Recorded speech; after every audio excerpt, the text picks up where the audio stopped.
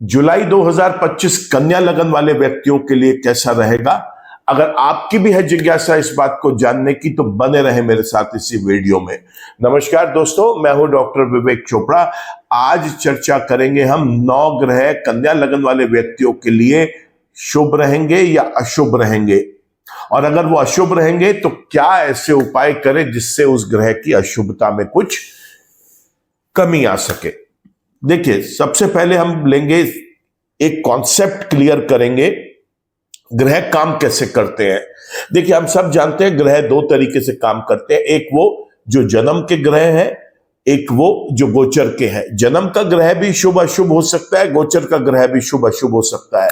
यहां पर समझने वाली बात यह है कि कोई ग्रह जन्म का शुभ है, गोचर में भी शुभ है, अच्छे रिजल्ट्स देगा, इसमें कोई सोचने वाली बात ही नहीं। और अगर उसकी स्वयं की महादशा, अंतरदशा, प्रत्यंतर दशा या सूक्ष्म दशा चल रही हो तो फिर वो बहुत ही अच्छे रिजल्ट्स देगा। कोई ग्रह जन्म का शुभ है लेकिन गोचर में अशुभ हो गया, मायूस ना हो, कुछ समय के लिए उसकी शुभता में कमी आएगी, लेकिन ये नहीं देखा गया कि वो आपको कोई अशुभ रिजल्ट दे पाएगा। कोई ग्रह जन्म का तो अशुभ है लेकिन गोचर में शुभ है, तो यहां पर भी आप समझ लीजिए कि वो कोई बहुत अच्छे रिजल्ट आपके लिए नहीं देगा, क्योंकि वो जन्म का अशुभ है, गोचर में शुभ है, तो वो अभी हाल फिलहाल आपकी तकलीफ में कुछ कमी लेके आएगा। जो उसकी नेगेटिविटी है वो कुछ कम हो जाएगी, लेकिन वो पॉजिटिव नहीं होगा।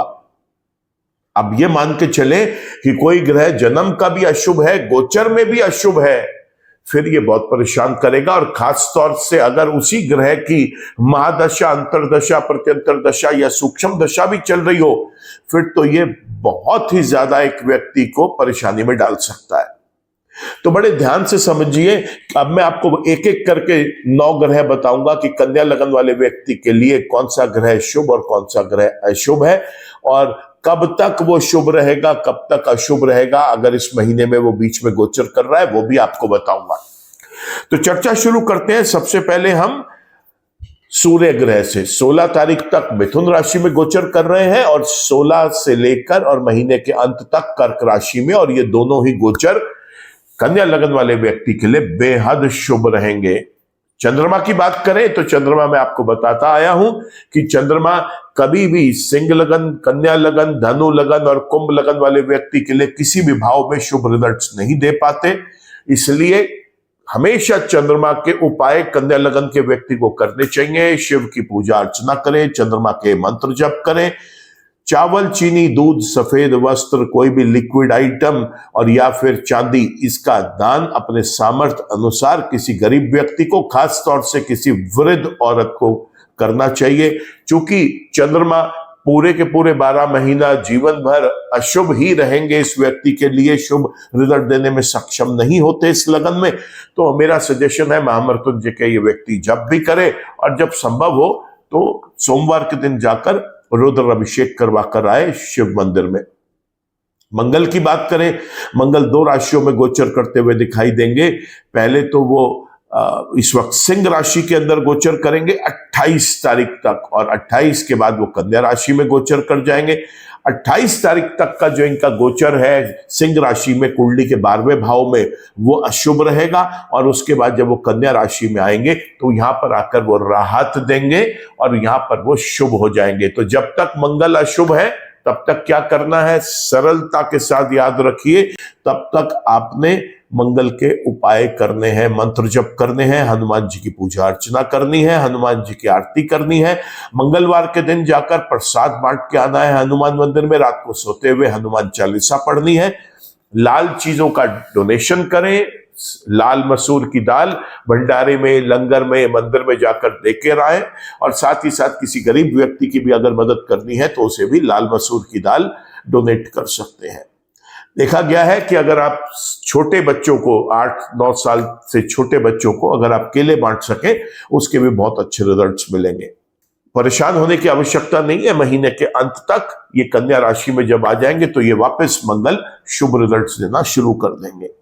बात करते हैं बुध ग्रह की, जो लगन के स्वामी हैं। कुंडली के 11वें भाव में पूरा महीना कर्क राशि में गोचर करते हुए दिखाई देंगे और ये गोचर इनका बेहद शुभ रहेगा। तो बुध ग्रह बहुत शुभ रिजल्ट्स देंगे। पूरे के पूरे महीने लाभ भाव में बैठे हैं, जितना फायदा उठा सकते हैं उठा लें।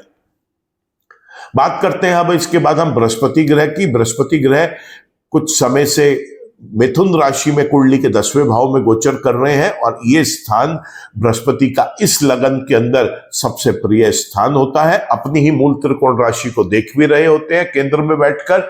यहां पर बृहस्पति बेहद शुभ रिजल्ट्स देंगे इस व्यक्ति को।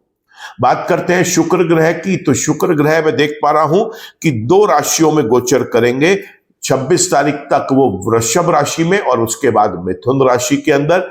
वृषभ राशि उनकी अपनी प्रिय राशि है, लगन का स्वामी भी उनका मित्र है, परम मित्र है और यहां पर बेहद शुभ रिजल्ट्स पूरे महीने शुक्र देते हुए दिखाई दे रहे हैं। बात कर लेते हैं शनि ग्रह की। शनि ग्रह मीन राशि के अंदर गोचर कर रहे हैं और ये गोचर भी इस लगन वाले व्यक्ति के लिए बेहद शुभ है। तो शनि भी यहां पर शुभ हो गए। इसके बाद बात करेंगे हम राहु की। राहु ग्रह कुंडली के 6ठे भाव में गोचर करेंगे कुंभ राशि के अंदर और यहां ये स्थान राहु का इस लगन के अंदर बहुत शुभ होता है। तो राहु भी यहां पर शुभ रिजल्ट्स देने के लिए सक्षम है। आखिर में बात करेंगे हम केतु की और केतु में आपको बताता आया हूं कि ये स्वयं के रिजल्ट्स नहीं देता। केतु हमेशा रिजल्ट देता है अपने राशि के स्वामी के अनुसार और राशि का स्वामी जिसमें केतु इस समय गोचर कर रहे हैं वो है सूर्य, क्योंकि वो सिंह राशि के स्वामी है जहां पर केतु गोचर कर रहे हैं और सूर्य चूंकि पूरे महीना शुभ रिजल्ट्स देंगे इसलिए केतु भी आपको बेहद शुभ रिजल्ट्स देंगे। तो हमने देखा कि पूरा महीना 9 में से 7 ग्रह तो क्लियरली अच्छे रिजल्ट्स दे रहे हैं कन्या लगन वाले व्यक्ति को। मंगल पहले 28 दिन अशुभ रिजल्ट देगा, जाते जाते वो भी शुभ हो जाएगा और चंद्रमा अकेला एक ऐसा ग्रह है जो वैसे भी 12 के 12 महीने शुभ रिजल्ट्स देने में सामर्थ्य नहीं रखता। वो इस महीने भी इस व्यक्ति को अच्छे रिजल्ट्स नहीं देगा। अब ये जो 9 ग्रह हैं, देखिए मैं रिपीट कर रहा हूं, जो ग्रह जन्म का शुभ, गोचर में भी मैंने आपको उसे शुभ घोषित किया जुलाई 2025 के लिए। और अगर उस ग्रह की आपकी महादशा, अंतरदशा, प्रत्यंतर दशा या सूक्ष्म दशा भी चल रही है तो दोस्तों उसका बेहद लाभ उठाएं। ऐसा ग्रहों का कॉम्बिनेशन जिसमें लगभग 9 में से 7 ग्रह तो क्लियर कट आपको सपोर्ट कर रहे हैं।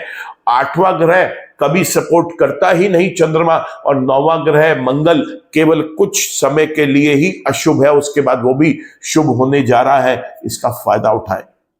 ग्रह जो जन्म का शुभ है अगर गोचर में अशुभ हो गया परेशान ना हो, क्योंकि केवल मंगल ही एक ऐसा ग्रह है आपका जो इस समय अशुभ है। चंद्रमा तो वैसे ही अशुभ होता है। ग्रह जो जन्म का अशुभ था गोचर में शुभ है, वो भी राहत देगा क्योंकि उसकी नकारात्मकता में कमी आती हुई दिखाई देगी। और ग्रह जो जन्म का अशुभ है और गोचर में भी अशुभ है, वो आपके केस में इस वक्त केवल मंगल और चंद्रमा मिलेंगे। अगर उनकी दशाएं भी चल रही हैं तो आपको बेहद सावधान रहना है। ये चेतावनी है उन लोगों के लिए जिनके जीवन में या तो मंगल की या चंद्रमा की कन्या लगन में दशाएं चल रही हैं। आपको इमीडिएटली किसी अच्छे ज्योतिषाचार्य के पास जाकर संपर्क करना चाहिए ताकि उस नेगेटिविटी से बचा जा सके। आज के वीडियो में तो दोस्तों केवल इतना ही। उम्मीद करता हूं कि ये वीडियो आपको पसंद आया होगा। वीडियो पसंद आया हो तो प्लीज आप इसको लाइक करें, कमेंट करें, शेयर करें। चैनल आपने सब्सक्राइब कर लिया है तो चैनल के सब्सक्राइब करने के लिए थैंक यू। अगर अभी तक चैनल सब्सक्राइब नहीं कर पाए तो चैनल को सब्सक्राइब कर ले, बेल आइकन को जरूर क्लिक करें ताकि कोई भी नया वीडियो है वो आपके पास उसका एक अपडेट आ सके, एक नोटिफिकेशन आ सके। ईश्वर आप सबका भला करे दोस्तों। नमस्कार।